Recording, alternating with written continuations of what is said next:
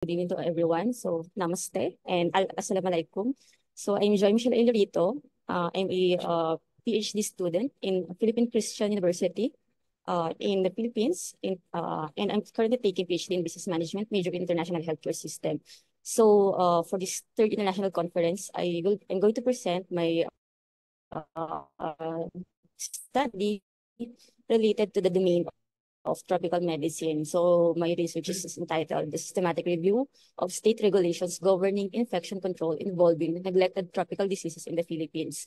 So this systematic review uh, of state regulations or infection control in the Philippines reviews a complex and evolving landscape. So the review highlights that while the Philippines has made strides in addressing the NTDs or the neglected tropical diseases in the Philippines through various public health initiatives, there remain significant gaps in regulatory frameworks and enforcement that I'm going to share with you in a very brief and concise manner as we have this time constraint po, no, for 7 minutes. So, just to share with you my abstract for us to be guided along the way. So here, while 10 neglected tropical medicine are common in the Philippines, only six are significantly a public threat. These are foodborne dermatitis, leprosy, schistosomiasis, STH, and rabies. So the Philippines came in seventh place in the world in 2021 with 47.5 million of its citizens that needs NTD medical care. So this number represents a 10% decrease from the 50.8 million that were reported in 2010. So my study now will aim to examine the state of the regulations governing the infection control of this NTD. So by analyzing the accreditation, existing legislation, policies and guidelines. So this review aims to assess the effectiveness, comprehensiveness, and of course, the implementation of these infection control measures to target or to eliminate or even eradicate these NTDs. So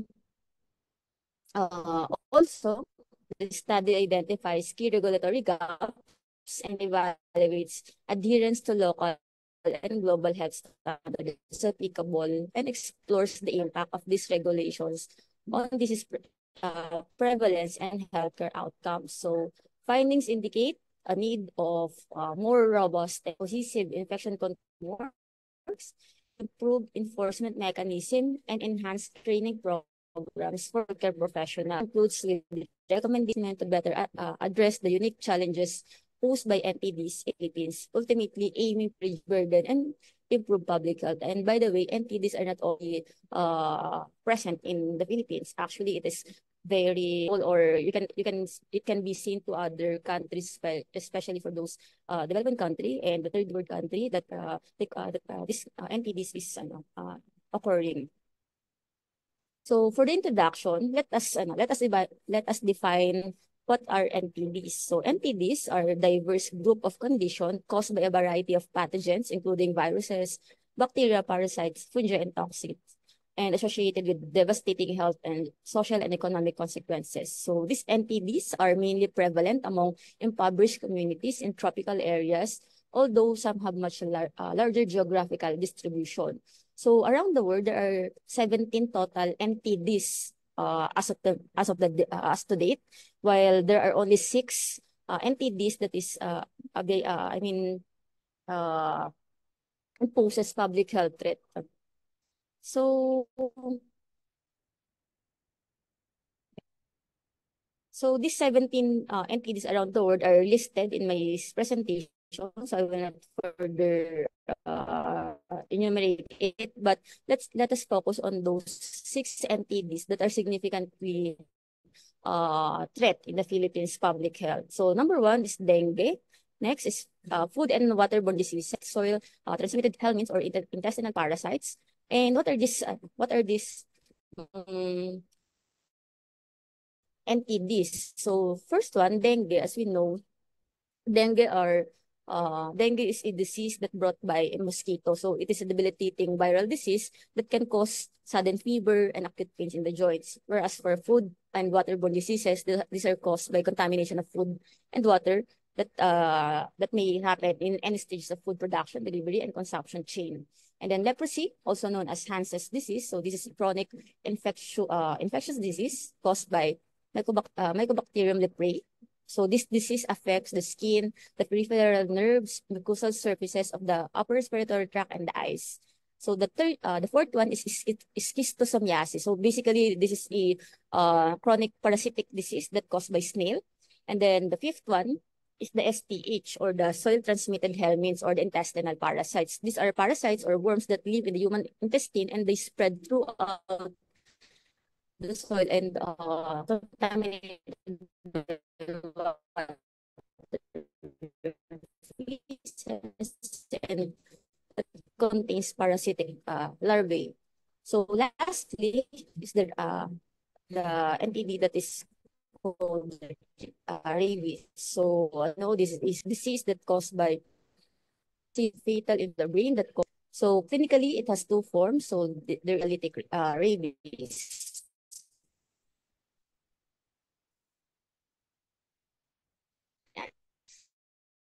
So for my methodology, I utilize systematic review in terms of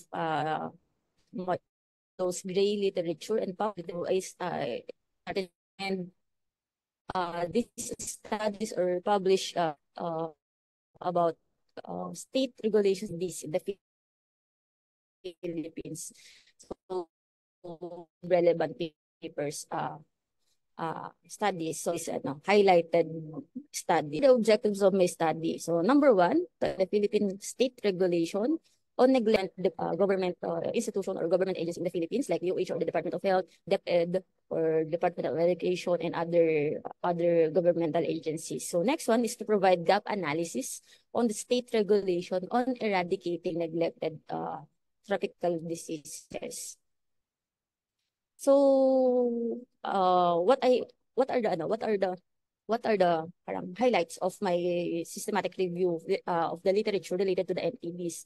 So here I have listed four highlighted or highlights review of my relevant state regulation for NTD. So 2023, here there is a WASH program. Actually, it is an international program, not only in the Philippines, that is initiated by UNICEF and WHO. So the main focus here is that the sector in a developmental cooperation or within the local government that provides clean water, first one, sanitation, and of course the hygiene to eliminate the spread of infection brought by contaminated water and food.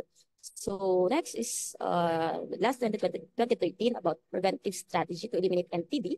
So here it is more focused on the schistosomiasis prevention or elimination. Here what the government of the Philippines did was they provided treatment or mass treatment to arrest human infection and snail habitat control, the environmental control, and management of the movement of animals and environmental sanitation. And here, next is the mass drug administration throughout the all 28 pandemic provinces. So here, the most latest one is the 2023 part here, wherein last 2019, the Universal Healthcare Law was promulgated or initiated in the Philippines, or it is like formally implemented. So here in Universal Healthcare Law, they aim to eliminate schistosomiasis as public health problem by 2020 and reduction of the prevalence rate of STH by 25% by 2018.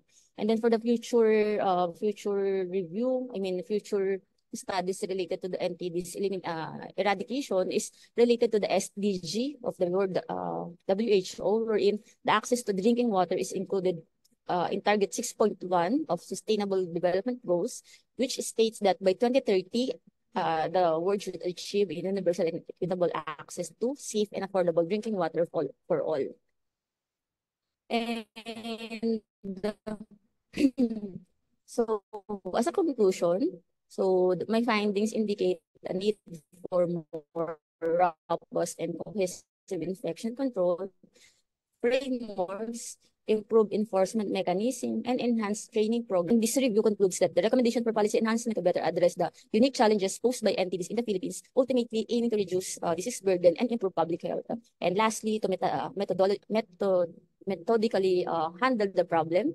And then it suggests policy recommendation drawn from ontology. And as so, the study offers a guide by resolving persistent and frustrating issue facing in the Philippines. So it may utilize Strasbourg's complexities of negotiating the eradication of NTPs.